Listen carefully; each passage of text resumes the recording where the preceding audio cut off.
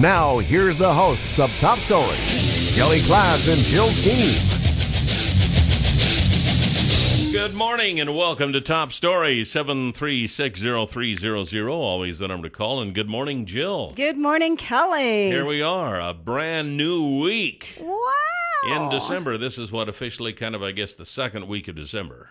I would officially say it is the second. Yeah. It's the second. December's second really... Monday. December's really taking a long time. I don't know. I have to say. Well, I It was is. at, It just is. it does, and the shopping and everything, and I was at the Arts Council on Saturday for How'd the that Art of go? the Gift. It was lovely. Met some nice people. Bruce, a listener, was displaying. He did metal work, and he had to come down. He goes, I heard on the show you were going to be here, and I figured I'd just wait to hear someone talk so I could listen and see who you were. So, hi, Bruce, if you're You listening. have that distinctive voice. They hear it every day. So he's been a long-time listener, even back to Suzanne Just. Oh, my Seriously, goodness. long-time listener. Wow. So anyway, I met some nice people, sold some books, people ate my caramel corn. It was nice. Excellent. Very cool. Nice. I was in the lobby. And then we went home to watch the Ohio State game that started at 6, and I was there at 7. We taped it. But we can talk about that in a second. Okay, I'll talk about it now. If anyone has been following the drama of Ohio State this season, a week before the season starts, our Heisman Trophy candidate quarterback hurts himself, right? Second string comes in, JT Barrett. We lose the first game of the season, but of course, the guy starting for the first time, it's natural. The JT Barrett has become this amazing quarterback, is being considered maybe a Heisman Trophy candidate, a redshirt freshman, right? We're playing the Michigan-Ohio State game. We're leading the fourth quarter. He breaks his ankle. Wow. We beat Michigan. We are now in the Big Ten championship against Wisconsin, who has the best running back in the country and the second best defense in the country, and has ruined many a national championship for us in the past when they've had no record. And Ohio State is now going to have a third string quarterback. I'm like, everyone is like, are you kidding me? We're going to get killed because Wisconsin's always good. They're always good. They're always good. We get home. We start watching the game. I'm like, Tom, pinch me. Is this Ohio State? We beat them 59-0. 59-0, we beat Wisconsin. We held their leading running back to like 76 or 80 yards. The third string quarterback? Third string quarterback won MVP of the game. The guy was amazing. He had 3 or 4 bomb touchdown passes. I said, this isn't a football game. This is a Disney movie.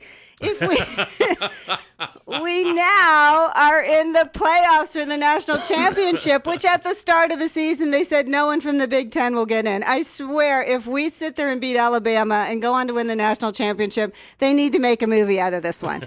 We're on our third string quarterback. Like, who in a million? I've never seen him play so well. Oh, my goodness. So anyway, if you followed or watched that game, that is the history of this season. Was insane. We're down to our third string quarterback. We beat a great team 59-0. Go figure, and we get into the playoffs. Miracle. Seriously, I said, Tom, this is a Disney movie. This isn't a football season. So anyway, it's been fun. Wow.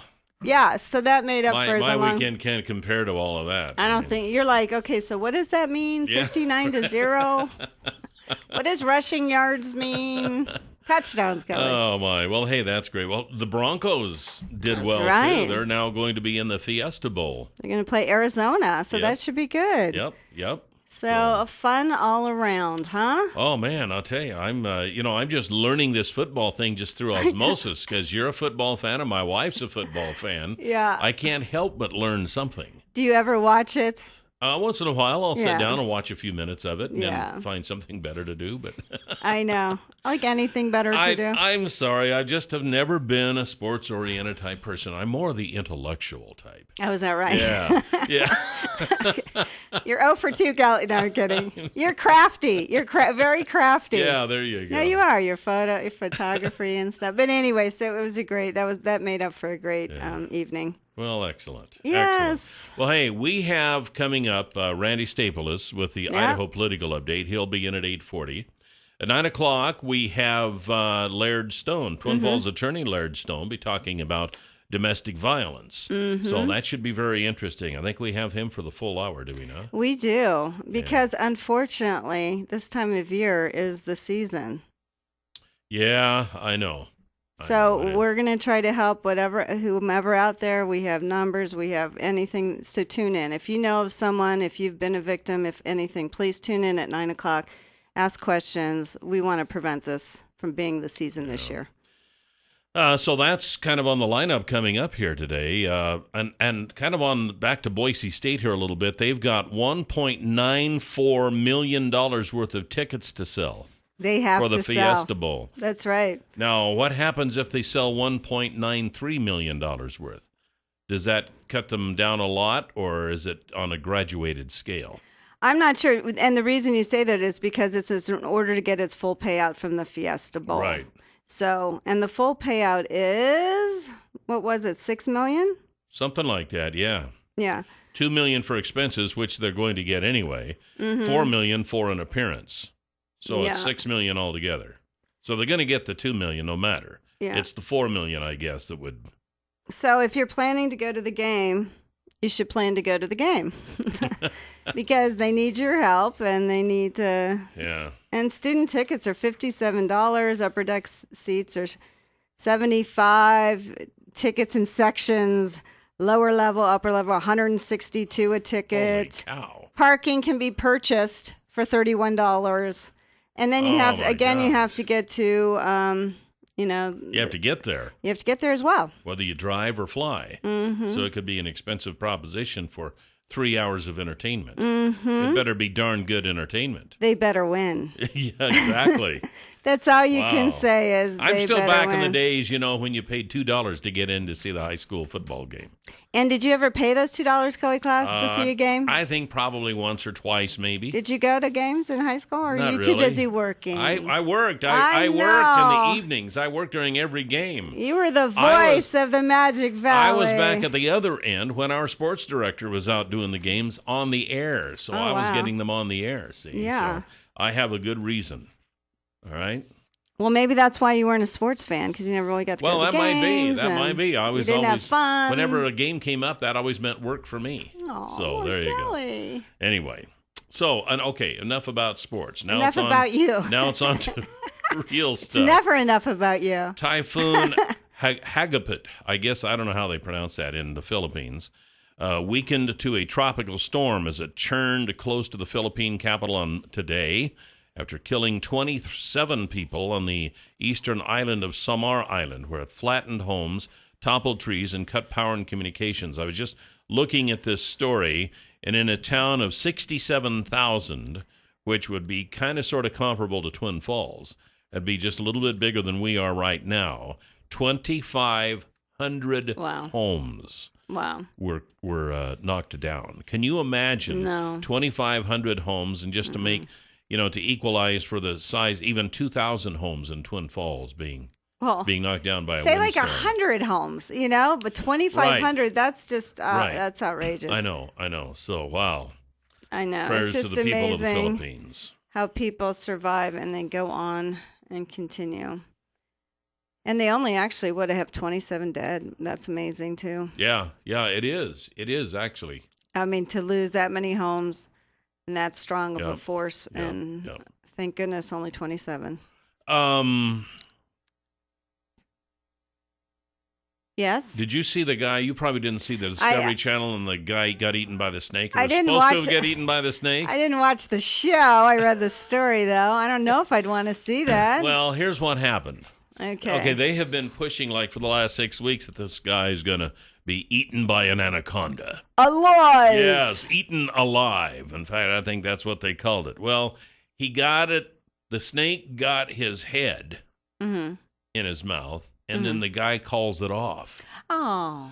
And people are outraged. Well, I think he got down to his arms because didn't he say he felt like his arms were about to break? Felt it's like his that's arms sort were of how they twist do it. Off. Yeah. They sort of break your bones so they can get you in there. What was he thinking? And so he calls it off, And now people are outraged because, by golly, they tuned in to the Discovery Channel to see a man get eaten alive. And by Gadfrey, they better see a man get eaten alive here. Did they have to pay for the show, or was it free? I think it was free. Oh, good. I don't think it was one of those pay-per-views or anything. Oh, because that would really cause a riot. But I saw one of the, it says, here from somebody says, on Twitter, says, next time I watch something called Eaten Alive, somebody better get eaten alive. Darn it, or I want my money back. That's right. So here the guy was afraid he was going to die. Duh. And so he calls it off, and now people are outraged. It says, here's another one. It says, dude, did you not think this through? Anacondas squeeze their prey to death before they swallow. What a moron. What did he think his head was doing? Maybe it should have squeezed it a little more to get some sense into it. What was he thinking? Eaten Alive, here's another one. Eaten Alive is about a guy saying he wants to be eaten by an anaconda and cancels when he gets eaten by an anaconda. So, I mean, in itself, were they really going to watch this man die? I mean, was Discovery going to go, yes, eaten alive, but what do they think?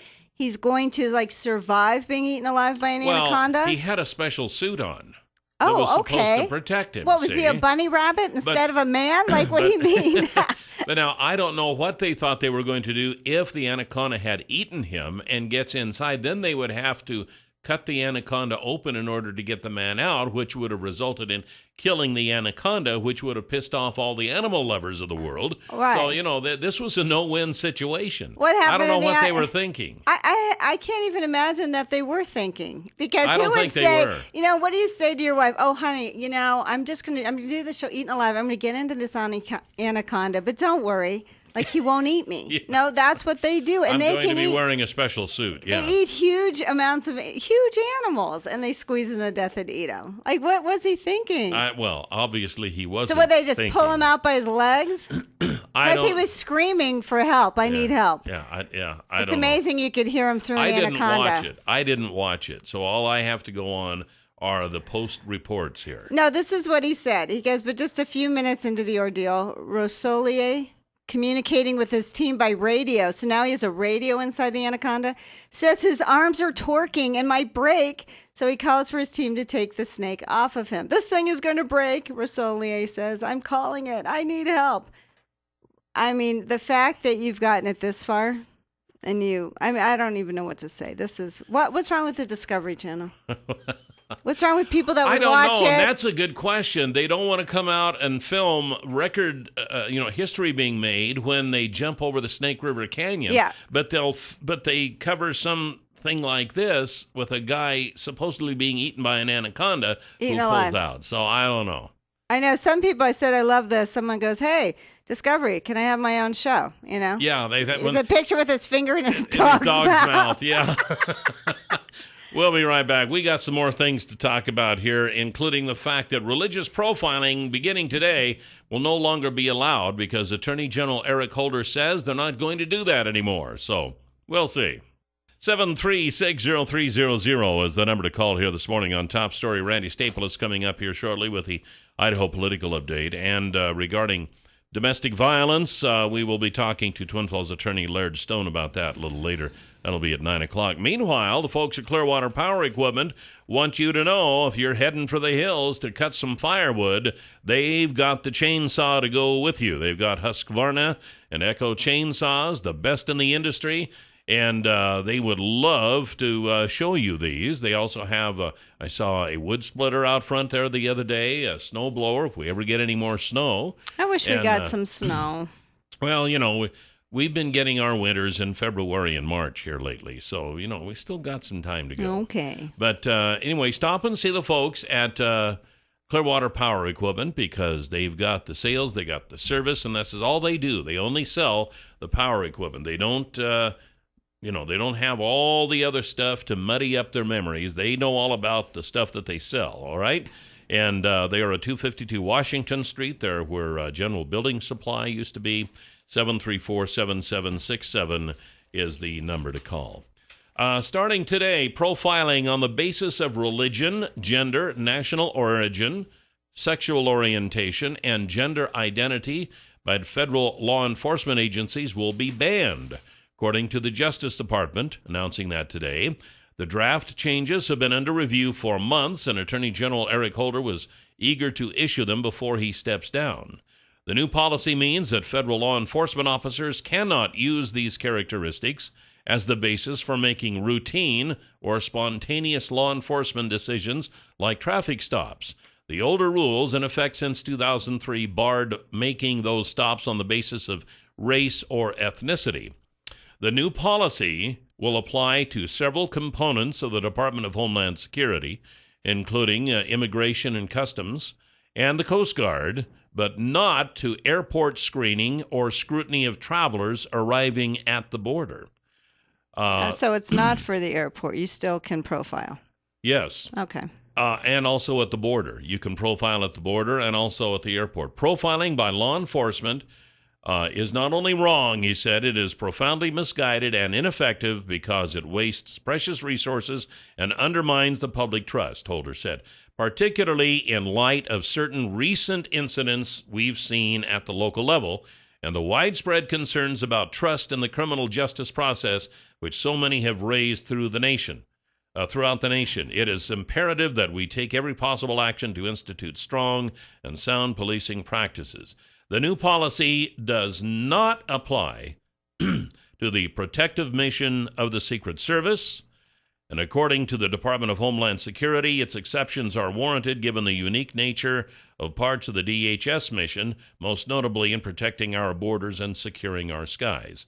So it's kind of odd to me because in one way they say, he said that it wastes time, it doesn't do any good, it wastes resources, blah, blah, blah, blah, blah, except, of course, in the case of the Secret Service or at the airports. So Well, I don't get it. It either works or it doesn't. Well, maybe it works more in an airplane, but if you're just stopped driving along because you're, I don't know, black or have, a burqa on or whatever, I think that's what they're trying to discourage because that has been happening throughout this country. But it's still okay to do it in the airport line. Well, see, I think what can the I reason say? they want to do it in the airport line is because it's their way of finding those pesky Bible-thumping rednecks. So they're still going to be able to get them out of the airport How do you line. look at someone and know that? But if you look at someone and you see they're from the Far East or they're wearing this or that, they're probably like, maybe I'll check them out. They're from a country that might be wanting to bomb us. I don't know how you look at someone and know if they're a Christian or whatever, or a redneck, or I don't know. What would determine looking at someone and if they're a redneck? How would you just look at someone and know that? I don't know. Do they wear something in particular? But they're going to find them. They will find them. I just don't get it. It's it either works in all cases or it doesn't work in all cases. So how can you sit there and he carries on here? It's been profoundly misguided. It's ineffective. It wastes precious resources, undermines the public trust, but we're still going to do it at the border and we're still going to do it in the airport. So apparently it's not as bad as he indicates that it is. See, it's one way or the other. It's either bad and it doesn't work, or it's good and it works. Or you waste a lot of resources when you just stop someone because I don't know. Oh, you're Hispanic, we'll stop you. Oh, you're black, we'll stop you. Oh, you're a Muslim, we'll stop you. Hello, have a reason to stop them. No, I'm just saying. That's what they're talking about, okay, profiling. But they can. I understand that. I don't know what profiling is. So, they do waste a lot of resources for just stopping people while driving black. But they can still do it in the airports and still do it on the borders. Well, it works there. Well, there's a lot of consequences. If, say, you don't stop someone or you're afraid to stop someone based on that, and then they go and blow up your plane, then you get problems. I mean, you know what? In Israel and in New York, when you get on the Israeli flights, they go through every person, an Israeli soldier with their Uzi right there, and they ask you questions face to face. Do Israelis profile in Israel? I don't know if they profile in Israel, but they sit there and they worry about anyone getting on a plane. They've never had a hijacking ever, knock on wood. They go to every single person. Well, it just seems we don't have the manpower or time to do that in the airport. When I read this, I thought, this is funny because he spends all this time telling how it's just a waste of time. In normal life. But yet it seems to work at the borders and in the airports, so I don't know. I would think you'd be happy they were doing it at the border and at the airport. We'll be right back. 7360300 is the number to call here this morning on Top Story. Welcome back. And the folks at Stanley and Company want you to know they have the low and honey loader, and you've heard us talking about this quite a bit. The bottom line is if you have a manure problem on your operation and you need to fix it, you can with a low and honey loader, and you can see one in operation by calling Pat Hartzell. He can fix you up to go to one of these feedlots or dairies where they're working it. And if you decide you want one, Pat's the guy to talk to. He can set you up so you can see one in operation, and he also has some contracts in his pickup. So his number is 280-1167. That's 280-1167 with Pat Hartzell and Stanley and Company. Okay, so we had a raid during the weekend. Lawmakers from both parties are defending the Obama administration's attempt to rescue American journalist Luke Sommers early Sunday morning, even though the dangerous mission did not result in saving Sommers' life. It was an unfortunate outcome. House Intelligence Committee Chairman Mike Rogers, a Republican, told Candy Crowley on CNN's State of the Union, but he says he did believe that we have to make those kinds of decisions. So apparently the raid sadly also resulted in the death of a second hostage who was to be released Sunday. I think it was a South African teacher. Yes. He was, it's tragic. South African Pierre Corky, a teacher who was reportedly set to be released on Sunday, were both fatally shot in the compound by terrorists as the secret mission unfolded. Some critics have argued in light of recent hostage killings, the administration should reconsider its policy not to negotiate ransoms with terrorist organizations. Can you imagine? I am sorry.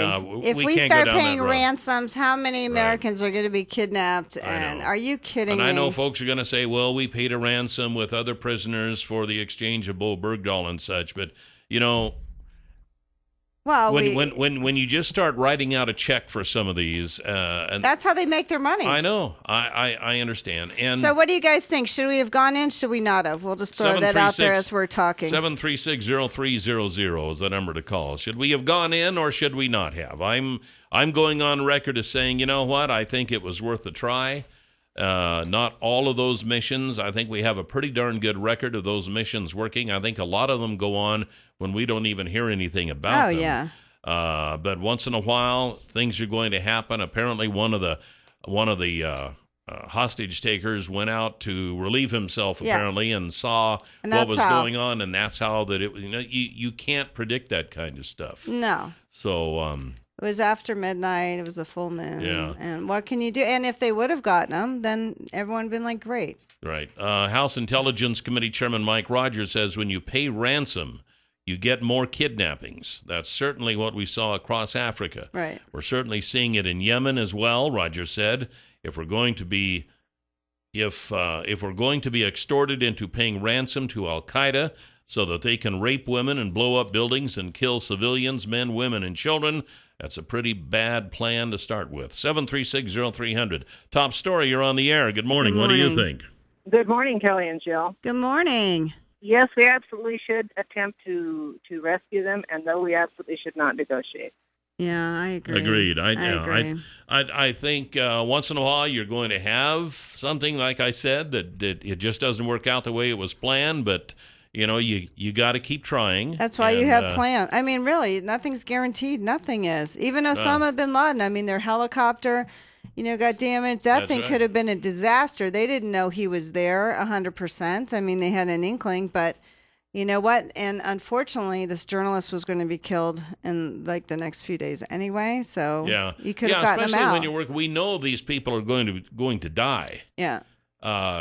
Well, with the exception, apparently, of this teacher but we don't even know for sure if they would have turned him loose. We just don't know. They don't know, They might not have. They might have, at the last minute, made another video out of him showing them cutting his head off.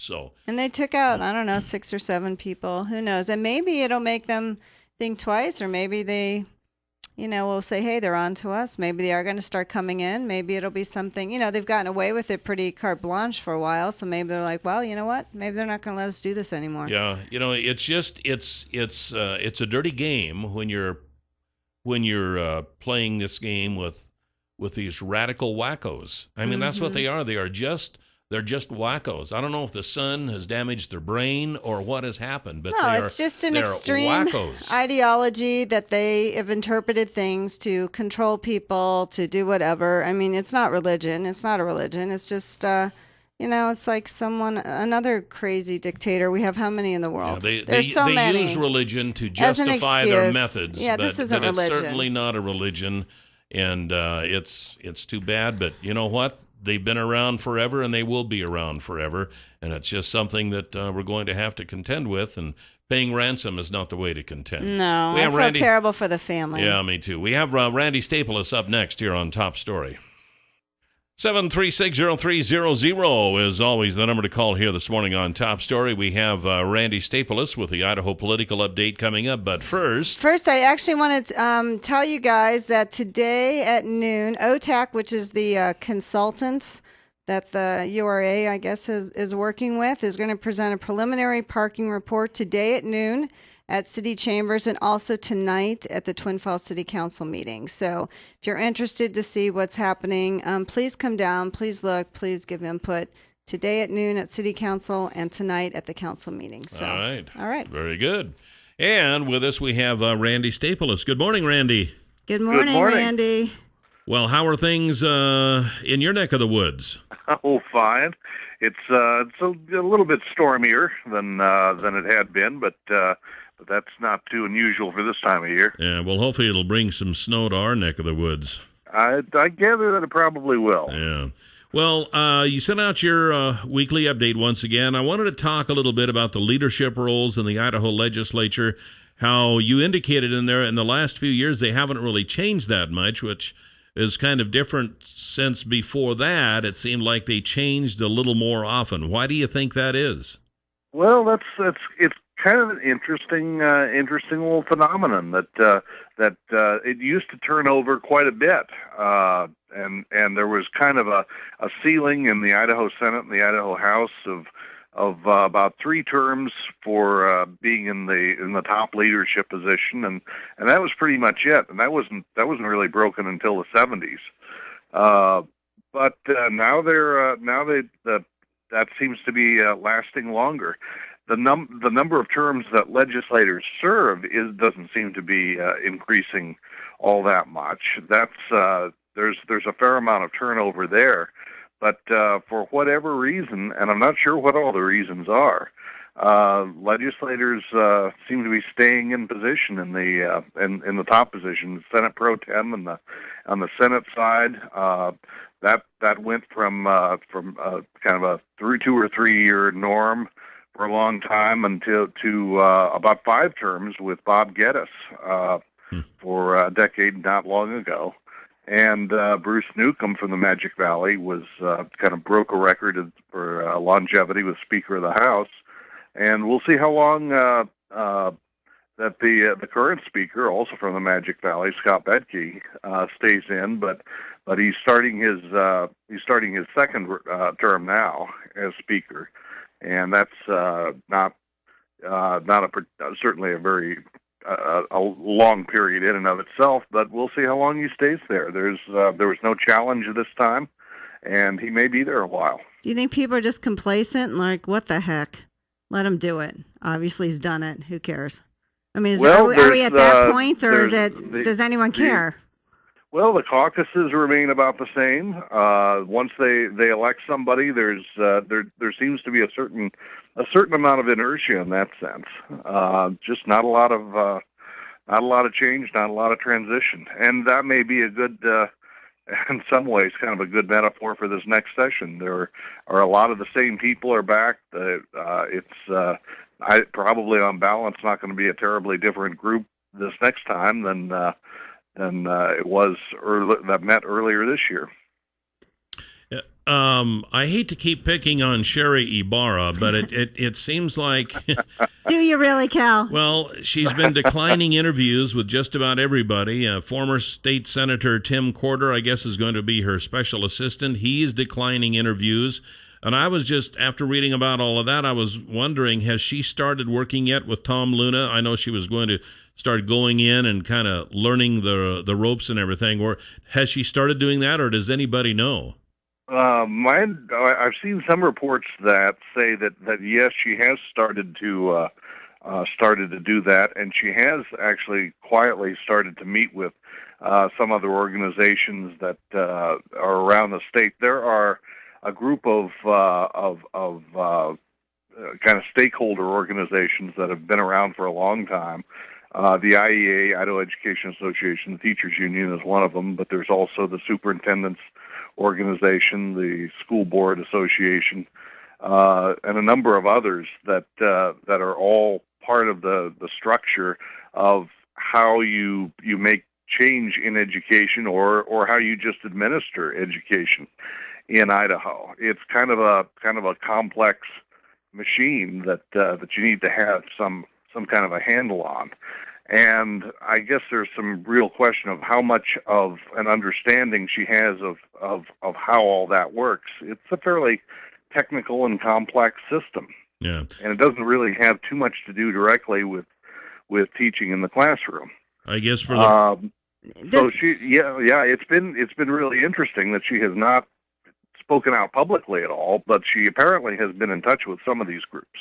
Is Tim Corder? Does he? I wasn't around when he was in the Senate, but does he have a background in education? Why would she pick him? Does he have any experience in that? Not really much of a background in education, from my recollection. He's a small businessman. He was regarded as a fairly moderate legislator from Mountain Home. He served I believe one term, and then was defeated in a primary by Burt Brackett, who is more from the Twin Falls area.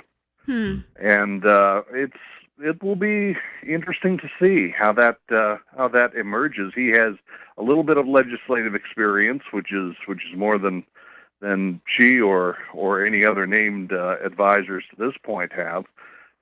Whether that's going to be enough, I don't know.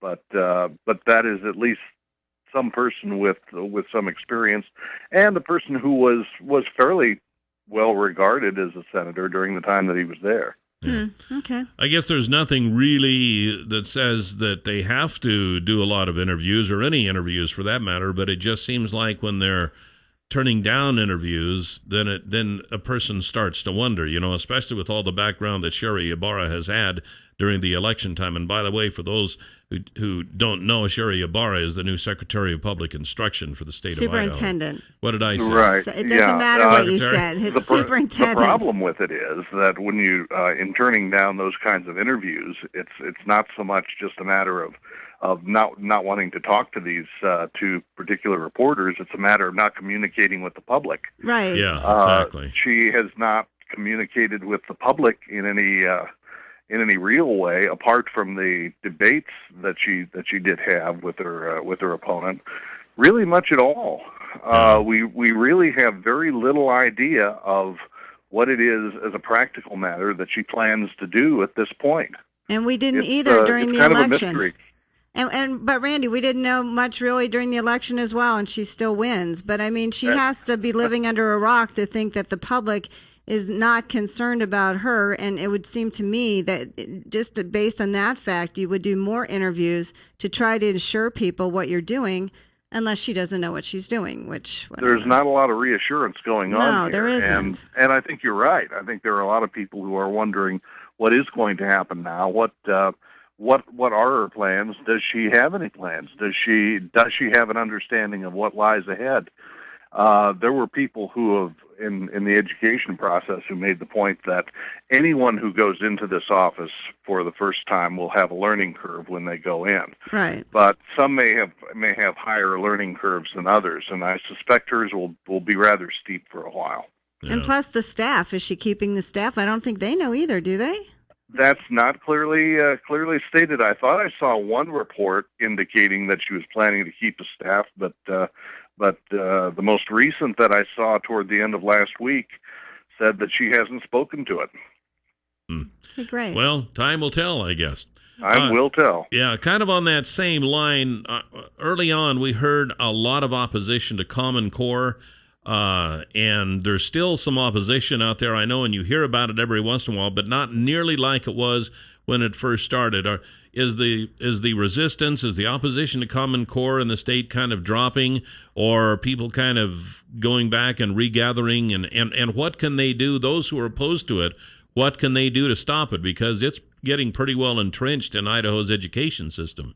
It seems to be, for the moment at least, it seems to be becoming entrenched. I suspect that it will roar back up to some extent in the legislature this next time around. But a good deal of it probably is kind of getting locked into place, at least for a time being. But we've seen a lot of these kinds of things come and go over a period of years. They may they come in, they seem to get put in place. Maybe last 2 or 3 years, and then something else comes along. So it's a little bit hard to tell for sure whether there's going to be staying power, and if the opposition to it persists, there will probably be some changes as we go. Randy, do we know what kind of what's the focus is going to be by the legislature? I know a lot of times ALEC is quite influential, and what laws are going to be coming out. Do you have any idea what's coming out or what they're going to focus on? Is there going to be a transvaginal ultrasound bill again this year? I think that a number of things that you saw in the last couple of sessions probably will be back.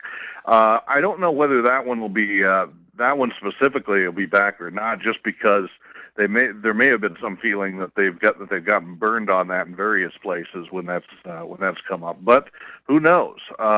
This is a legislature that will be a whole lot like the last couple, and for legislators who did not get their legislation through in the last couple of terms, and there were any number of proposals that came up that never went anywhere. They may very well be back, and I can easily imagine this next session looking a whole lot like the last one. The legislature has taken a lot of criticism in the last couple of years about the amount of money that they are not allocating toward education. Do you think that they're going to rethink that this year? They may up it a little bit. I think they upped it a little bit in the last session. They with the economy coming back a little bit more, they may take this as an opportunity to increase it a little bit more. I suspect that Governor Otter will probably do that. He did a bit of that in his budget proposal last time around, and I suspect that there will be some of that this time. I sure wouldn't look for anything dramatic, though. There is such a strong feeling in the governor's office and in the legislature to keep budgets down, to keep taxes down, that I sure wouldn't look for anything very dramatic or reaching back very much toward getting a lot of that spending back to the levels that it was at in 06-07. Randy, there was a rumor during the election, and maybe, I don't know if it's still persisting, about whether Governor Otter is planning not to have his full term and that he will turn over the governorship to Brad Little. Are you hearing anything like that? It's been floating around. It floated around to an extent during the campaign, and even before that, it's come up here and there. And I think there's been the feeling that with Otter and Little being good friends, and with Otter having appointed Little to a job that hasn't really been a big job up until this point, that maybe there's been sort of an understanding that at some point or another Little will be able to get into the governor's office before it's all said and done. I wouldn't expect anything to happen real quick, because it won't look so obvious. I think it'd be a little bit further on in the term. Yeah, because he has been doing more days for the governor each year. He's done more and more days. So he seems to have done. Yes, statistically, he's been in fact the governor more and more. So is this a way to then people will vote for the incumbent, and so basically, it's almost like easier to get him into the governor's office for another term? Well, if he becomes governor by succession and then runs to hold the office that certainly strengthens his position a great deal, and Yeah. makes it more difficult for a challenger to go after him. Well, we'll have to see what happens there. Randy, we are out of time once again. Thank you very much. Thanks so much, Randy. We'll see you next Thank Monday. you. All right, take care. Randy Staples from Reidenbaugh Press at reidenbaugh.com. You can you can subscribe, actually, to his weekly update or hear him weekly right here, this time, this station on News Radio 1310 KLIX. We have Twin Falls attorney Laird Stone. He'll be in with us next hour. We're going to be talking about domestic violence. And welcome back to Top Story. 7360300 is always the number to call. Welcome back, Jill. Thanks, Cal. Same to you. A little chillier this morning. When I got up this morning, I actually had to scrape my windshield, and it's only 32 right now. Well, that's, freezing. There you go. I know. But hopefully it'll be bringing some snow eventually. I like snow. I miss snow. Yeah, I think we should at least have a white Christmas, don't you? Sure. Yeah, why Everyone not? always thinks being in Idaho, I swear all my friends and family think we're in the tundra. They already think I'm buried under a couple feet of snow now.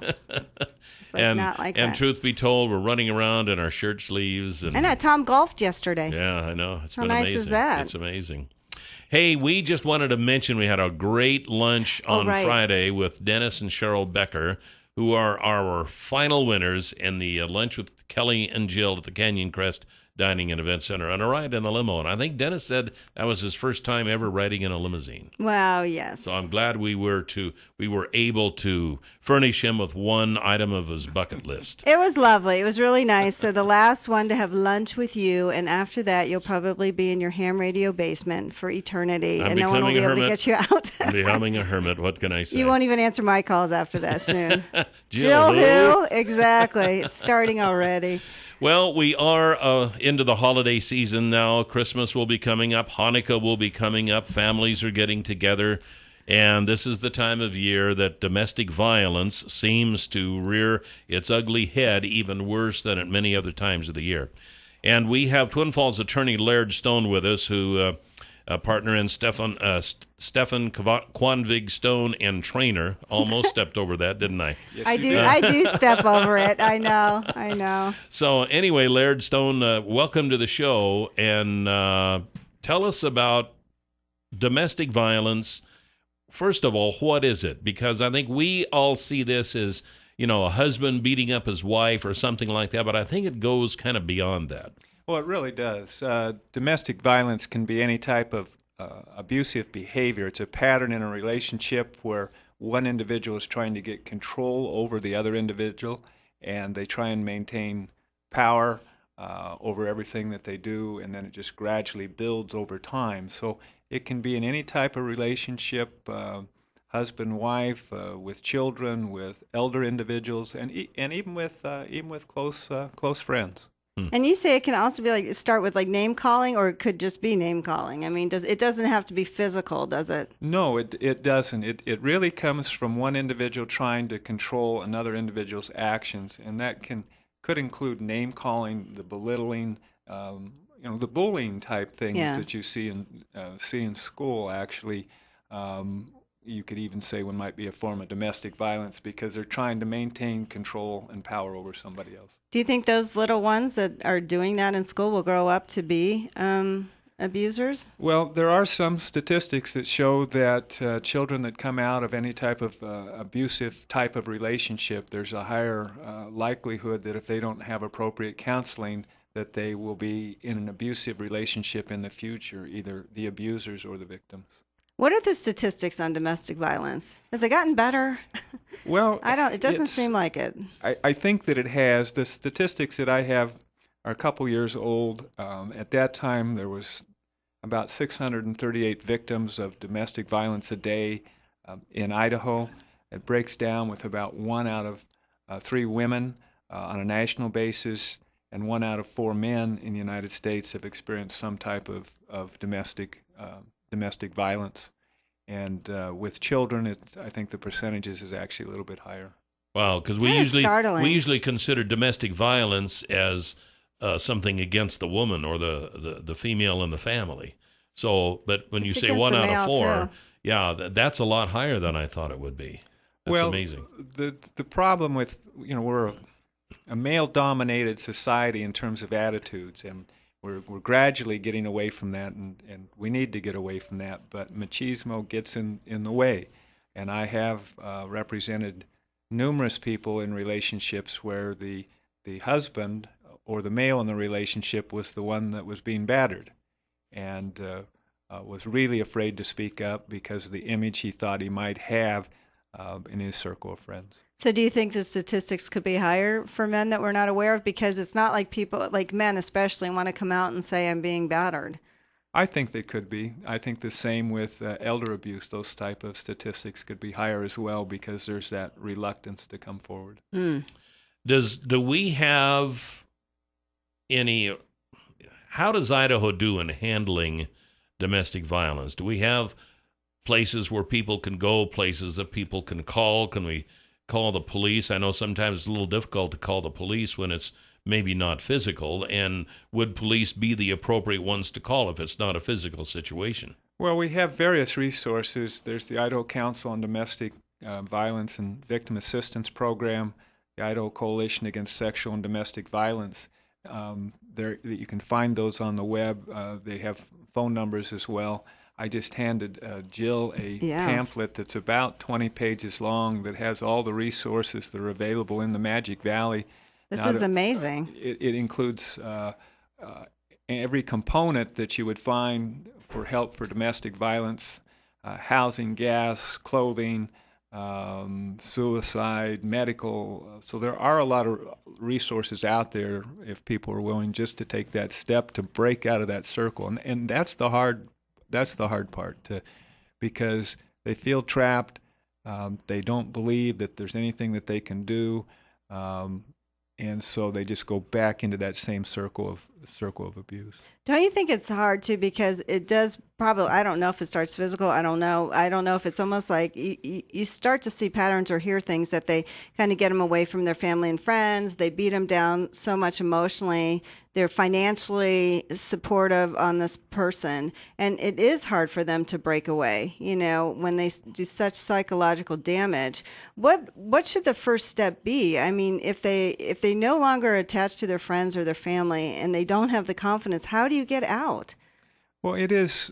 I don't think there is any just one answer. It's like fighting any type of other addiction. You've really got to want to take that first step, and it is a scary step to break out of that circle. One of the ways, obviously, if there is violence involved, is to call 911. That would kick into gear a lot of the resources that I've given you. The other thing is, if you don't want to go to that step, then go to your church if you're involved with the church, or just go online and find some of these resources. There is a lot of help out there, but they've got to want to change. They've got to want to get out of that circle of violence and then take that first step. So say they call 911 and their husband's beaten them, and somehow the husband's left the house or whatever, what happens to the husband right away? I mean, are they contained? Because I'm sure their biggest fear is that they've called the police and then their husband's really going to be upset. Well, for the police, domestic calls are one of the most dangerous calls to go on, obviously. And so they're very careful when they get out there. If the abuser has left, they'll take the statement of the victim, but then the victim has to decide whether they want charges pressed, because the officers didn't see it, so the victims have to. And a lot of times, by that time, the victim is calmed down and almost feels like, no, I can't do anything to hurt my loved one by having them arrested, because they will apologize, and then they're back in that circle. So that's the first step. If they can get by that and file the charges, the police can then locate that individual and arrest. But then again, the victim needs to follow through and be willing to testify. A lot of times, victims will get to court and decide not to testify. Our prosecutors locally a lot of times have to subpoena that individual to make sure they're there, because they can't file the charges and then keep dismissing them, because they also have to protect the police and the other people in the public. Yeah. But does the husband then go back? So you file charges. Does the husband go back into the home? I mean, he's arrested, but he's not held until trial. Is he going back into the home, or is he ordered away from this person until you go to trial? One of his conditions of release will be a no contact order. and if he violates that no contact order, he would be held in jail without bond. He's allowed to go back to the house to pick up some clothes, those type of things, and that's usually with an escort or an advance notice so that the other person is not there. So why do you think this is the season for domestic violence? Part of it is this is a time of year where families are spread around, can't make it home. There's a lot of emotion around the holidays.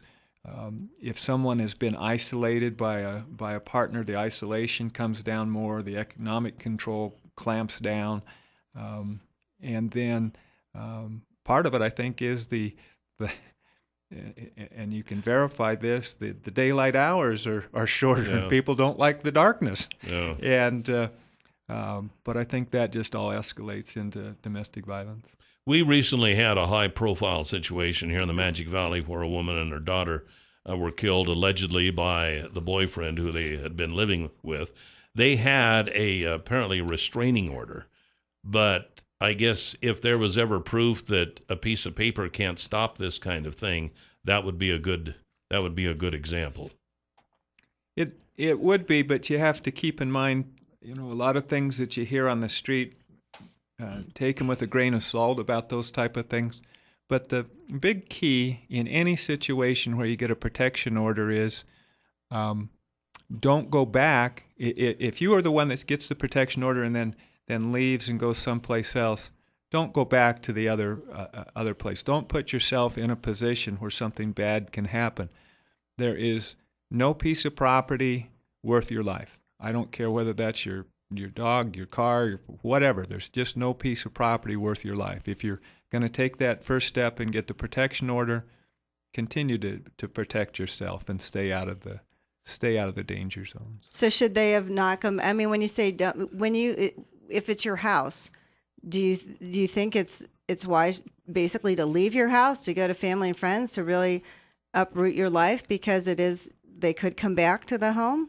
No, if not necessarily. If it's your home and you're safe there, you get your protection order.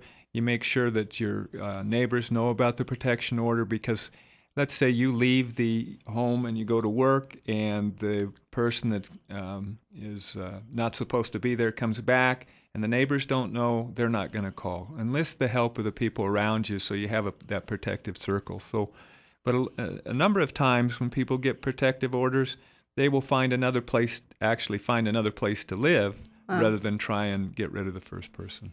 Oh, I see. Don't worry. I'm sorry, shiny object. My phone was ringing over here, and it kind of took my. Now I lost my train of thought. But at any rate, I guess I will reiterate this. We're talking to Twin Falls attorney Laird Stone. We're talking about domestic violence. This seems to be the season where it kind of comes back to haunt us even more than during other parts of the year. So what kind of treatment can get? Is that available? Is it effective? We'll be talking about some of these things. Also, if you have any questions or comments, now's the time. 736-0300 here on Top Story. 736-0300 is the number to call here this morning on Top Story. Welcome back. And Friday's $100 instant winning name in the word of the day, brought to you by the Happy Landing Restaurant. And if you haven't eaten at the Happy Landing Restaurant ever, do this. Go to the Happy Landing Restaurant at the Twin Falls Airport. Tell them that you heard about it from Kelly and Jill. Purchase a drink or a meal, and they will give you a free piece of homemade pie. Nice. Yes, they will. Who wouldn't like pie? I'll say. That's the Happy Landing Restaurant at the Twin Falls Airport. And Friday's $100 instant winning name is Helen Ray. Helen Ray, congratulations. And your $100 word of the day for today is tinsel. Tinsel. Tinsel. Tinsel. So go to our website at newsradio1310.com, click on word of the day, type in tinsel, Tinsel, and listen tomorrow. And if you hear your name tomorrow and you played the word today, then you'll win $100. Twin Falls attorney Laird Stone is our guest this morning on Top Story, handles a lot of domestic violence cases. Laird, is there treatment for this? And I'm pretty sure there is. How effective is it? And is it hard to get? It's not hard to get. Right. The hard part is the willingness to go in and have the anger management evaluation, and then the willingness to follow through with it. And there are facilities available for those programs, and it can be effective. The percentage of that I don't have, but one of the ones that we could really watch nationally is Ray Rice's problem. I know I was going to ask you about that. For Ray to ever get back playing along with a couple of other of our quote unquote heroes in the NFL, they're going to have to go through programs. The problem I see there is his wife says, "Oh, he's apologized to me and nothing's wrong." Well, that's a sign that there is probably something wrong, because that's very typical of the abuser to say, "Oh, I love you. I'll never do it again. Please stay with me." And the abused person stays, and then they're back into that cycle again. So that will be one to watch. But I thought they did say they did counseling or something, and that she just dropped the assault charges, I think, right after it happened. But just on that vein, do you think? And I saw her interview. She said that was the first time he'd ever hit her. What do you think? She's been hit before, in my opinion. For him to be that violent, that quick, and for her to then have that reaction, "Oh, that's the first time," that would be highly unusual. That's what I thought too. And I thought if someone lost it like that and did that, and his actions afterwards, just dragging her out like a bag of sand, I would think someone would be more shocked by that. But well, you would hope so. But there is Ray Rice and other individuals like him feel that they're privileged in society because people honor them in their sport, and that's why I think the program you're seeing on TV now, the No More program, with a lot of the actors and stars coming on there in the ads talking about domestic violence and just saying no more, really starts to be a powerful message. Where can one get the help that they need? What would be the first thing you would do? Say, you finally realize it, okay, I'm breaking apart my marriage, I need help. What do I do now? Well, the very first thing, if you're looking at that, I think your first call should be to a counselor, and then the second one to a lawyer, because I think you're going to need some mental health support and support from a different entity other than just the legal system, so that as you go into the legal system, because the legal system can't do everything for you, that you've got other friends or ties or support on the other side.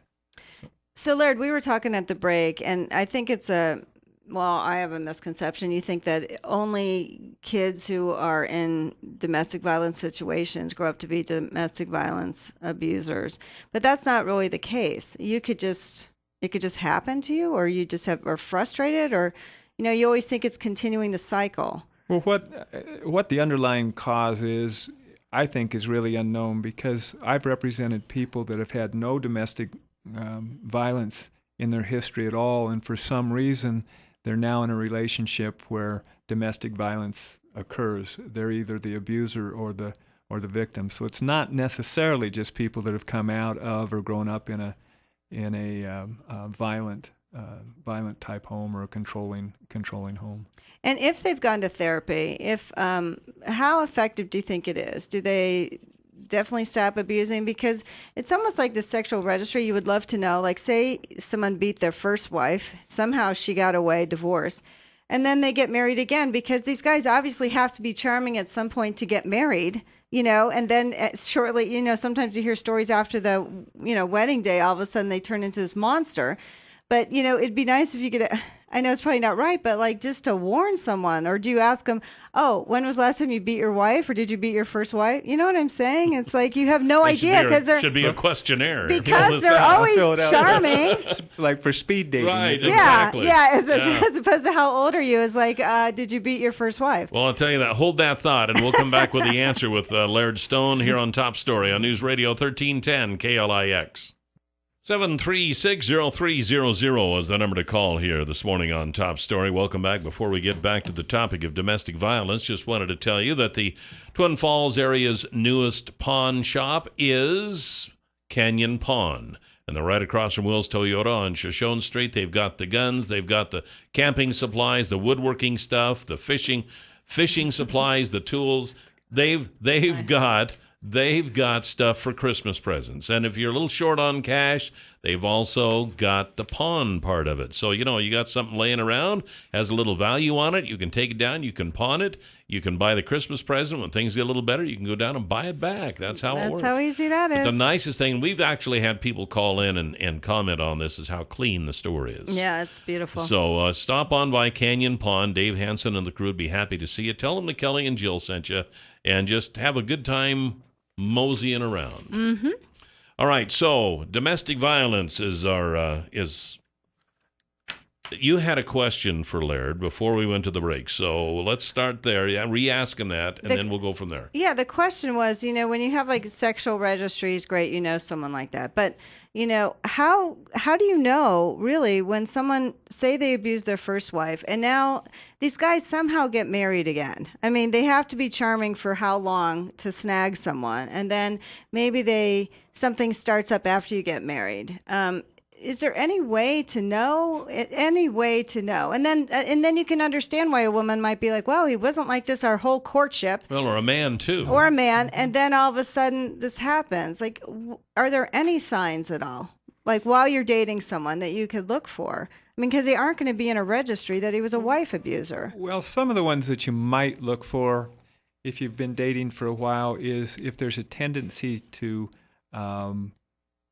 blame other people for your own actions. If something goes wrong when you're out on a date, becomes disruptive, and the individual starts blaming other people, or he starts to minimize his involvement in whatever activity occurred that went sour. Those are some of the signs that there could be possible abuse. And so I think the best that you can do if you're dating, whether it's a male or female, both sides just should familiarize themselves with some of the signs and symptoms of abusive partners, and just be aware of those things. That's not an absolute, could never be an absolute, and love is taking a chance. There has to be somebody listening this morning that is thinking, for some reason our marriage just isn't right. Something isn't right. And then they hear this, and then something clicks, and thinking, that's what it is. I'm married to an abuser. Well, I can't help but think that. Well, and if they are in that situation, the crisis center of Magic Valley, 733-0100 is their phone number, and they're the key to a lot of the resources. You can make the call anonymously and get answers to your questions. If nothing else, it might at least start a dialogue to where they can bounce some questions off of somebody to maybe confirm their fears, or think that, okay, well, maybe this is just tough stuff that all married couples go through. That's correct. And there is an Idaho domestic violence 24-hour hotline, 1-800-669-3176, 1-800-669-3176. Say you call them in the middle of the night. Does someone can come get you? Like, can they get you out of the home? Are there places to actually stay in Twin, at least? Yes, there are. There's Okay. the different women's shelters. Valley House can put you in, but then there's some other women's shelters around that the police can pick you up and take you there. They're anonymous places. Males are not allowed in unless they're pre-approved to bring supplies, those type of things in. So there are resources and places that people can take you to. And if you find yourself in that situation, you do need an escape plan. If you see that recognize you're in an abusive relationship, you need an escape plan. Try and put together a little bit of money, know who you're going to go to, those type of things. If you want to use a computer, use your neighbor's computer rather than your own. In other words, make it a safe computer, because if you start looking the stuff up at home and the abuser finds that, it can make it worse for you. So, think about it, be proactive, and then move. We got a caller. Top story. Whoops, I guess they come on. decided that they would. Okay, so we've got Do we have a call? Laird Stone with us. No, Okay. No, they Call decided. in, get your Yeah. questions answered. Yeah, because I still have a couple more questions. So we've got one more segment with Twin Falls attorney Laird Stone here on domestic violence. 736-0300 is the number to call, and we'll be right back.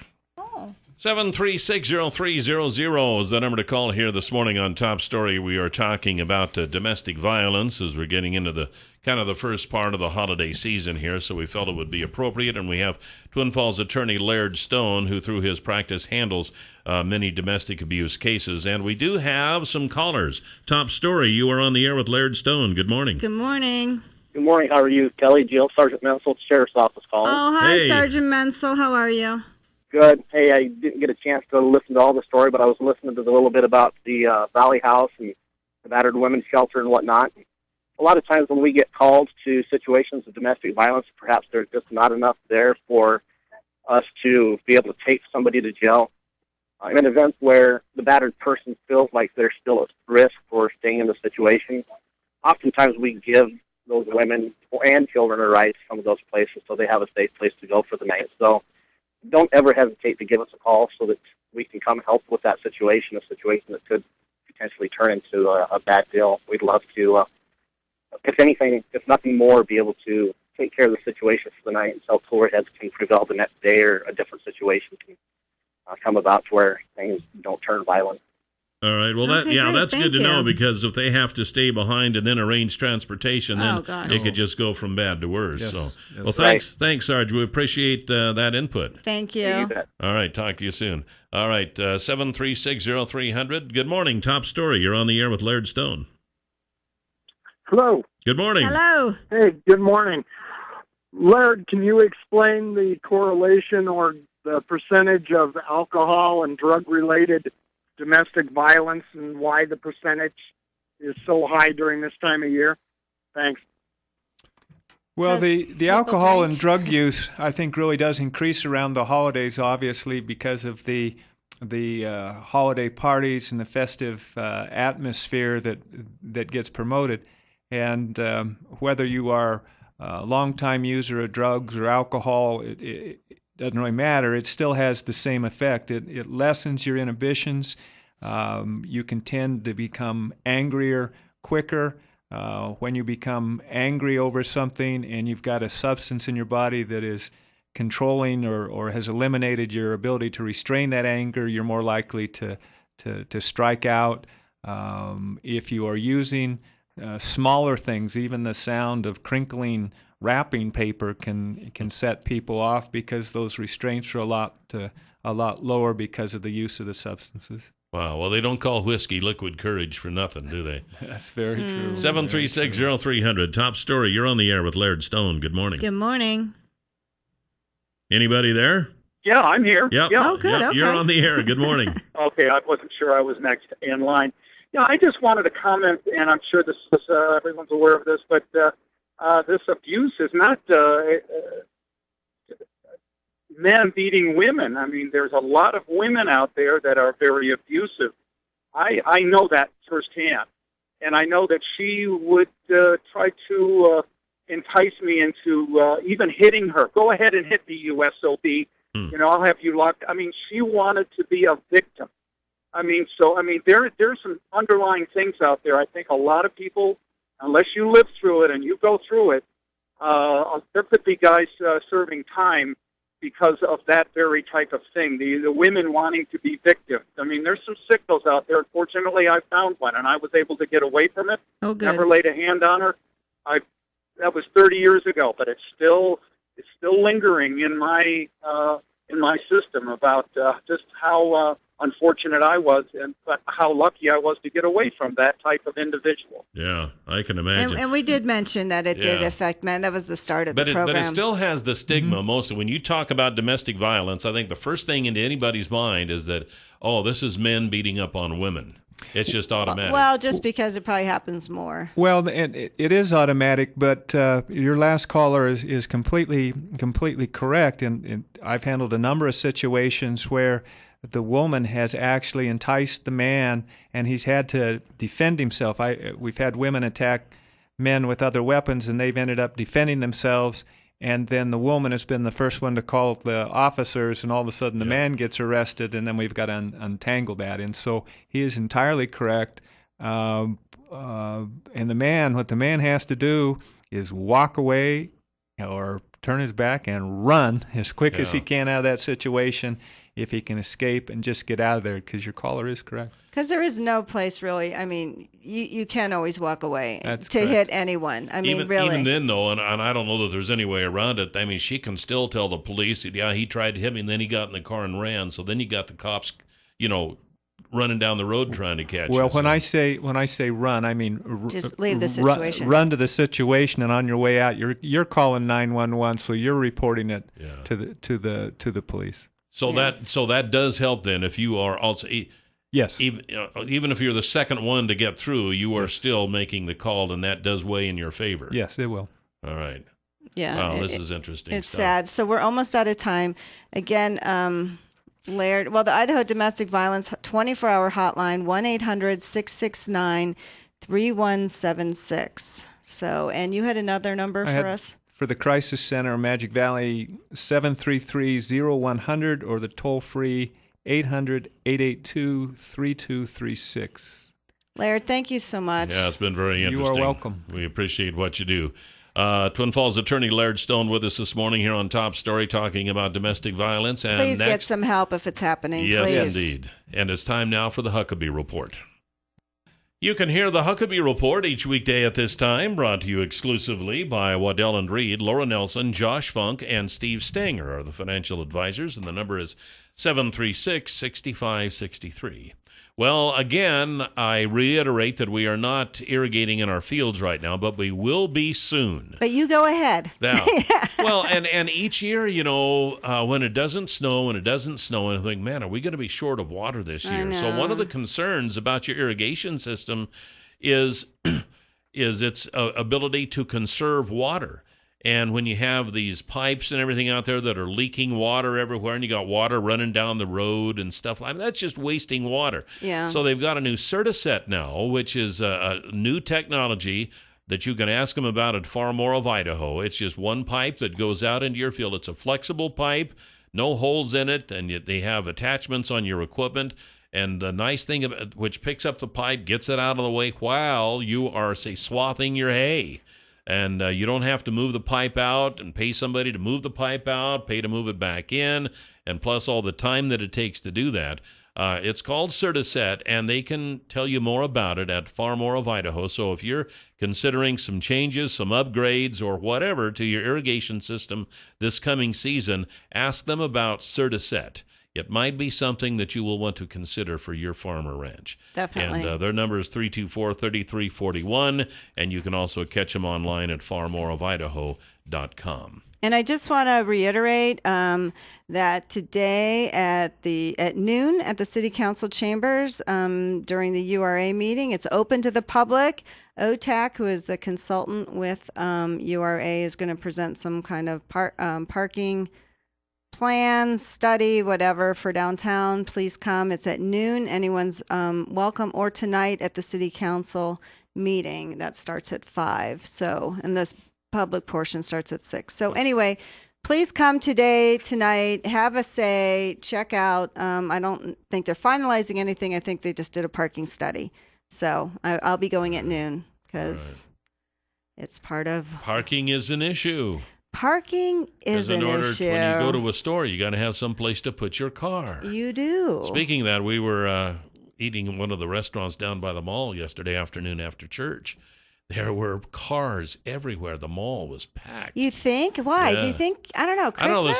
Yeah, some big holiday coming up. Hanukkah's coming up. Like, I'm sure that's it. So I've decided I'm just going to wait until after Christmas before I get involved with all of that. Oh, my gosh. Kelly, actually, I think I'm done with everything. I kind of shop during... Oh, yeah. You kind of shop all year round. I sort of do. I'll find Yeah. something at a craft thing, and I'll think, oh, why not for Christmas? And I won't even ask you what you got me because I don't want to spoil the surprise. No, I know, because it will be a big surprise.